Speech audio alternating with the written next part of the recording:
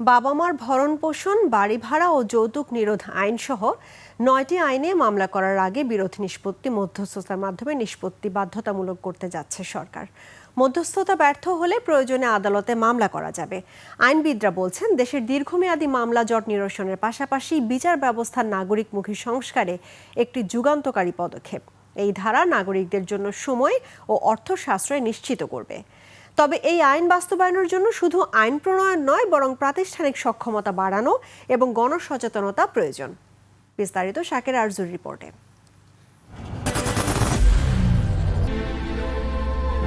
I am Ox. রাজশাহীর ছেলে জুয়েল মণ্ডল জীবনের ২৯টি বসন্ত পার করেছেন। অন্য অনেকের মতো জুয়েলের যেখানে জীবনে প্রতিষ্ঠিত আর স্বপ্ন বাস্তবায়নের সময়, তখন ডিগ্রি পাস জুয়েল পিতৃপরিচয়ের দাবিতে লড়াই চালিয়ে যাচ্ছেন। আমার আব্বা উচ্চ আদালতে সুপ্রিম কোর্ট আপিল করার কারণে হাইকোর্টের রায়টি স্থগিত আছে। মামলার কোনো অগ্রগতি নাই। আজ ২০০৮ সালে মামলা, প্রায় ১৫-১৬ বছর হয়ে যাচ্ছে। এখন পর্যন্ত আমি আমার বাপকে জীবনে বাপ বলে ডাকতে পারিনি। একটি টাকাও জীবনে আমার বাপের থেকে পাইনি। জুয়েলের মতো এমন মামলার দীর্ঘসূত্রিতায় জর্জরিত অনেকেই। দেশে বিচারাধীন মামলা প্রায় ৪৫ লাখ। বিচার প্রার্থীদের অর্থ সময় শেষ করেও মিলছে না সমাধান। এমন পরিস্থিতিতে সরকার বাবা মার ভরণ পোষণ, বাড়ি ভাড়া সহ ৯টি আইনে মামলা করার আগে বিরোধ নিষ্পত্তি মধ্যস্থতার মাধ্যমে নিষ্পত্তি বাধ্যতামূলক করতে যাচ্ছে। ৫টি দেওয়ানি ও ৪টি ফৌজদারি। আইন সহায়তা কেন্দ্রে মধ্যস্থতা ব্যর্থ হলে মামলা করা যাবে। মধ্যস্থতা প্রক্রিয়ায় ক্ষয় হওয়ার সময় তামাদি আইনের আওতায় বাদ যাবে। এমন ধারা সম্পর্কে কি বলছেন আইনবিদরা? ভাই এবং তার ভাইয়ের ওয়াইফের মধ্যে ডিভোর্স হয়ে গেছে, তাও চাচ্ছেন তার বাচ্চাটাকে তার ফ্যামিলির কাছে, বাবার ফ্যামিলির কাছে ফেরত দিতে। বাট দেওয়ার যে প্রক্রিয়াটা, সেই প্রক্রিয়াটার জন্য কিন্তু আদালতে আসে লাগছে।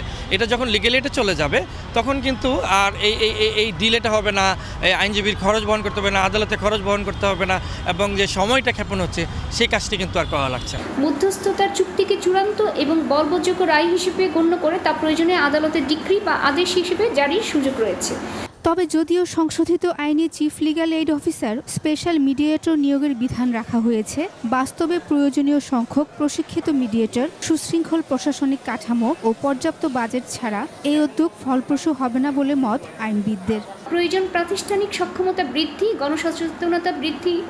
না হলে মামলা জটের মতো আমি মনে করি যে ভবিষ্যতে দেখা যাবে মীমাংসা জটের জন্য ভুক্তভোগীদের লাইন আরও দীর্ঘ হবে। যারা লিগেল এইডে যারা এই মামলাগুলো কন্ডাক্ট করে মিডিয়েটর হিসেবে, তাদের নলেজ কি, তারা কে, তাদের ক্রাইটেরিয়া কি শিক্ষকতার যোগ্যতায় তাদেরকে এখানে অ্যাপয়েন্ট করা হবে। আর মিডিয়েটর যারা থাকবে, তাদের নলেজের ব্যাপারে থ্রেশহোল্ড আছে কিনা, নলেজের ব্যাপারে কোনো মানদণ্ড হবে কিনা, সেটিও একটি ব্যাপার। আর আইন সংশোধন করে ২-১ দিনের মধ্যে এই অধ্যাদেশ জারির সিদ্ধান্ত নিয়েছে সরকার। ওই নোটিশ সেন্ডারকে ফোন করে বলছে আমরা তোমার সাথে বসতে। শাকেরা আরজু, ২১ টেলিভিশন, ঢাকা।